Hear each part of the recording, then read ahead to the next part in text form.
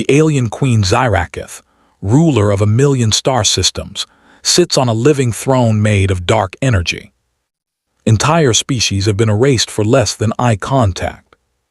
Human ambassador Ethan Cole stands alone, no weapons, no guards. Humans are weak, young, and almost forgotten by the universe. The Council of Alien Kings and Warlords watches in fear. This meeting will decide if Earth survives or is erased. Zyrakith speaks, her voice bends gravity. She mocks humanity, calling them loud, fragile, and foolish. She leans forward, glowing with ancient power. Ethan feels fear. His heart races. He remembers Earth, blue oceans, laughter, love, freedom. Then it happens. His mouth speaks before his mind can stop it. "You look very sexy." Time freezes. The chamber explodes with shock. Alien leaders scream in horror. Some faint, some beg for mercy. Everyone knows one truth. No one insults or desires the Queen in lives. Zyrakith slowly rises. Her guards prepare to erase Earth from existence. But instead of rage, she laughs. A deep, ancient laugh that shakes stars. She asks one question. "Human, are you brave or are you already dead?" Welcome to my channel Starlight Sci-Fi Stories. Thanks for watching. Please like and subscribe. The chamber was silent. Not the normal kind of silence that comes before a speech or a command. This was the kind of silence that crushed the mind. The obsidian throne chamber floated at the center of the galaxy. It was older than most stars. Its walls were alive, moving slowly like breathing shadows. Dark energy flowed through the floor like black rivers. Every step inside this place felt heavy, as if the universe itself was watching. At the far end of the chamber sat Queen Zyrakith. She was not sitting on a throne. The throne was growing around her. Living metal, dark crystal, and glowing veins of power twisted together beneath her form. The throne reacted to her thoughts. It bent reality to support her will. She was the most powerful being in the known universe. Empires had fallen with one word from her mouth. Entire species had disappeared after one glance from her eyes. Even the strongest alien warlords bowed their heads and lowered their weapons in her presence. Around the chamber stood representatives of 1,000 civilizations. Tall ones, massive ones, creatures made of fire, stone, light, and machine. Kings, queens, hive minds, and war gods. All of them stood behind glowing barriers, afraid to move. In the center of the chamber stood one human. His name was Ethan Cole. He was not tall. He was not strong. He wore no armor. His dark blue uniform was simple, marked only with the symbol of Earth. His hands were empty, his heart was not. Ethan felt the pressure immediately. It was like gravity pressing from all sides. His knees wanted to bend. His lungs felt tight. His thoughts slowed as if something massive was pushing down on his mind. This was the Queen's presence. Most beings collapsed within seconds. Ethan did not. He stood still. He remembered Earth. He remembered blue skies, rain, laughter, loud streets, and quiet nights. He remembered people arguing, loving, fighting, and forgiving. He remembered humanity's weakness and humanity's refusal to give up. This meeting was humanity's last chance. Earth had expanded too fast. Human ships had entered regions claimed by older empires. Small conflicts had grown into fear. Fear had grown into hatred. And hatred had reached the Queen. Queen Zyrakith lifted her head. Her eyes glowed like dying stars. When she spoke, the chamber vibrated. "Human," she said. Her voice did not travel through air. It traveled through thought. "You stand before the throne of endings." Ethan swallowed. "Yes, Your Majesty," he said. Some alien representatives hissed. Others clicked their mandibles. A few laughed softly. The Queen continued. Your species is loud, she said. Fast. Careless. She leaned forward slightly. The throne shifted beneath her. You burn worlds for energy, she said. You fight each other endlessly. You pretend you are special. Ethan felt heat rise in his chest, but he stayed silent. The Queen's gaze sharpened. Tell me, she said, why should I allow humanity to live? The chamber waited. Every being there knew the truth. There was no right answer. Begging showed weakness. Defiance meant death. Silence was disrespect. Ethan opened his mouth, then closed it again.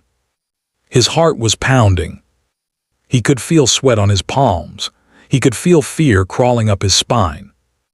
And yet, as he looked at the Queen, he noticed something strange. She was terrifying, but she was also beautiful. Not in a soft way, not in a gentle way. In a powerful way.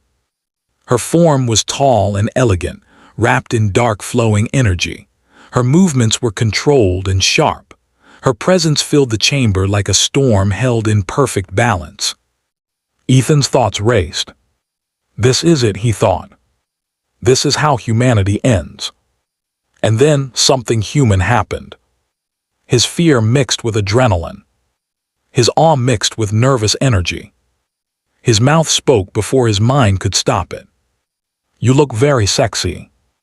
The words echoed. Then the universe stopped. Every barrier flickered. Alien leaders froze in horror. One massive warlord dropped to his knees. Another screamed in shock. Several beings collapsed, their minds overwhelmed. Someone shouted, "He doomed us all." The Queen did not move.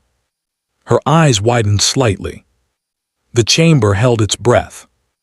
No one had ever spoken such words to her. Not praise. Not desire. Not honesty. Only fear.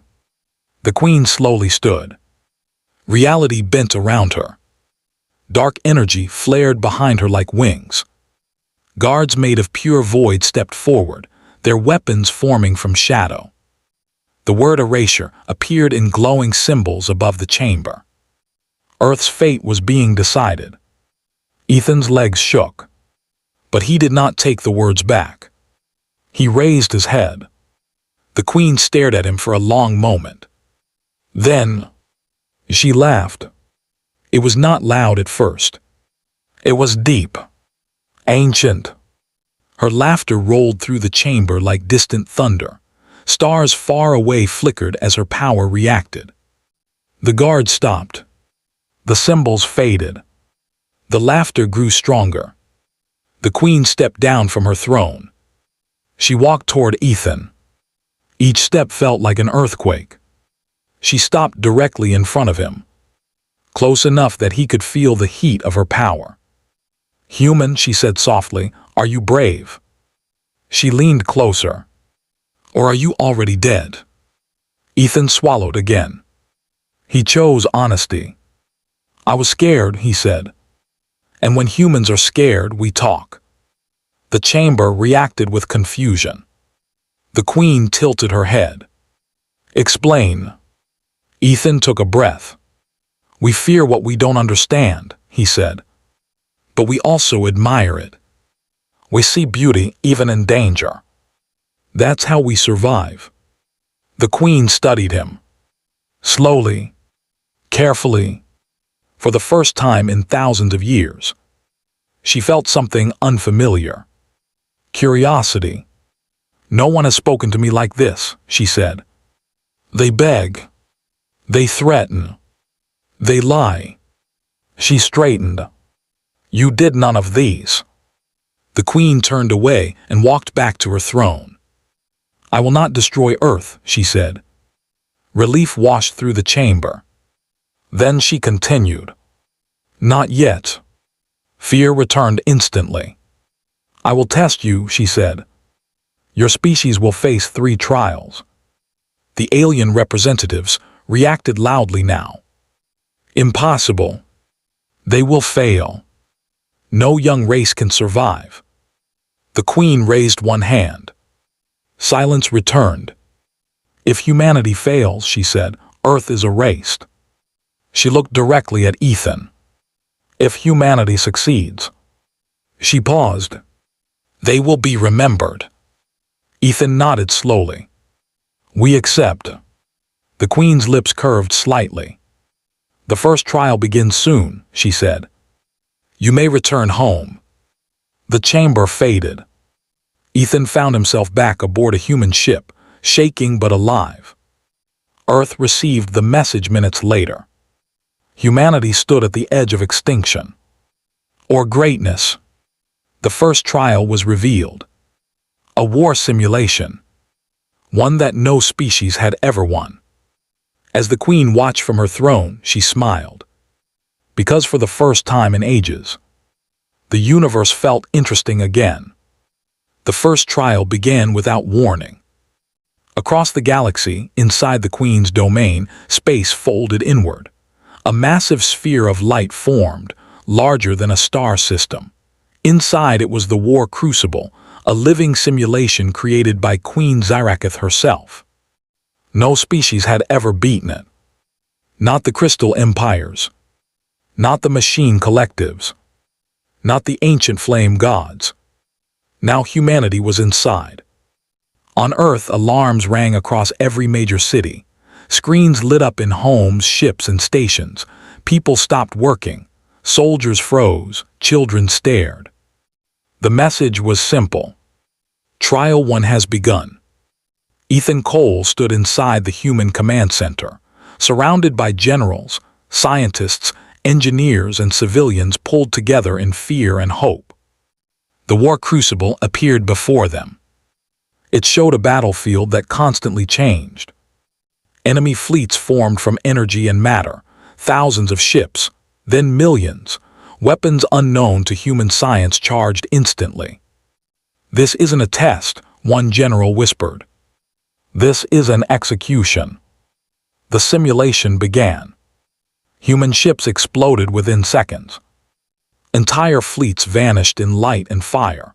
Human defenses failed again and again. Every plan collapsed the moment it was used. The alien observers watching from the Queen's chamber laughed quietly. They are finished. They react too slowly. They think too much. Queen Zaraketh did not speak. She watched. Inside the simulation, humans retreated. They lost ground. They lost ships. They lost hope. Then something changed. Instead of regrouping, human commanders argued. They shouted. They disagreed. They questioned orders. Alien observers mocked them. They cannot even unite. They are breaking. But the Queen leaned forward. She saw something different. Humans were not breaking.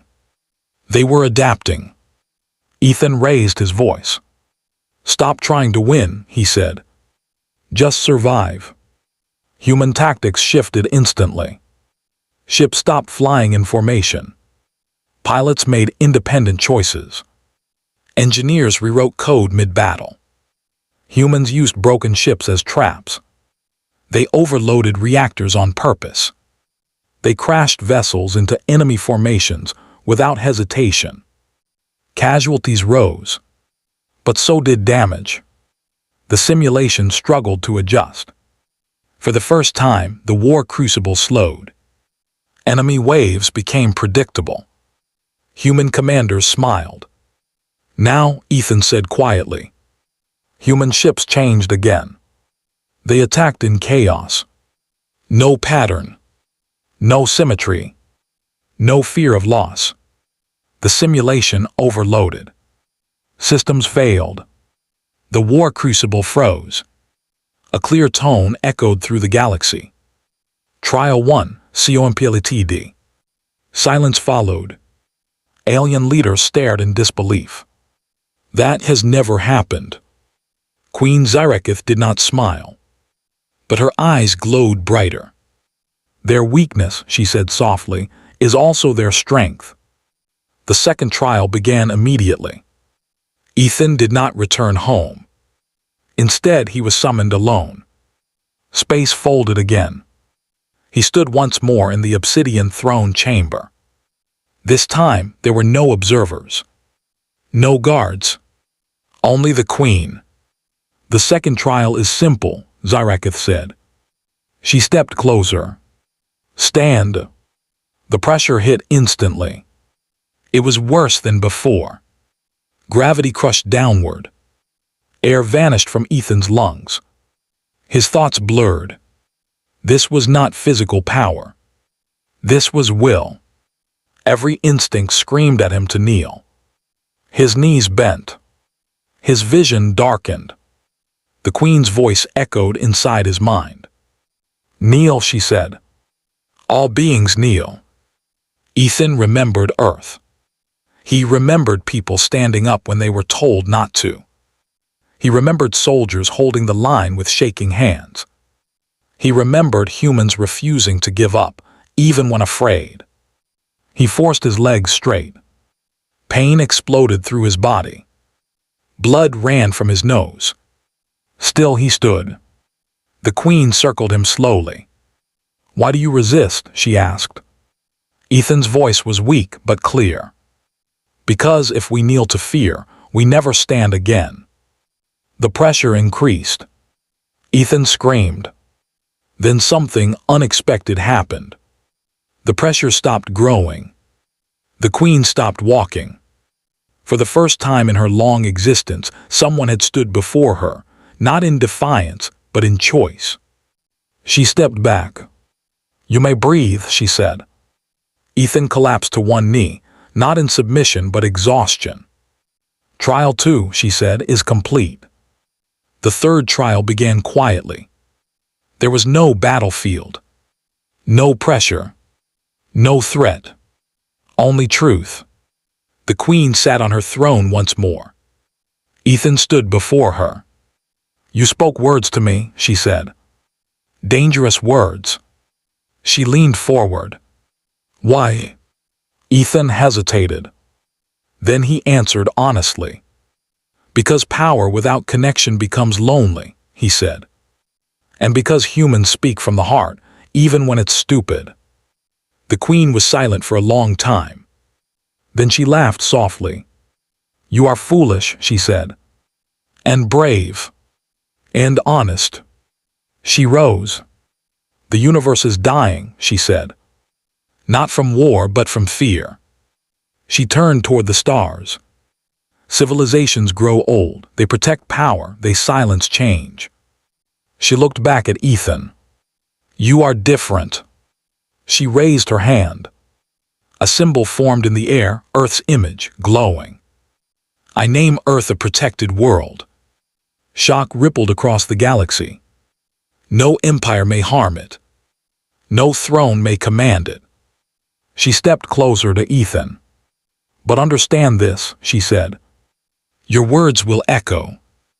Ethan met her gaze. Then we'll live up to them. The Queen smiled. A real smile. Careful human, she whispered. Words like yours do not end stories. They begin them. Space folded. Ethan returned home. Humanity had survived. Not because it was strongest, but because it dared to stand, speak, and feel. Far away, Queen Zyrakith watched the stars. And for the first time in ages, she was not bored. End.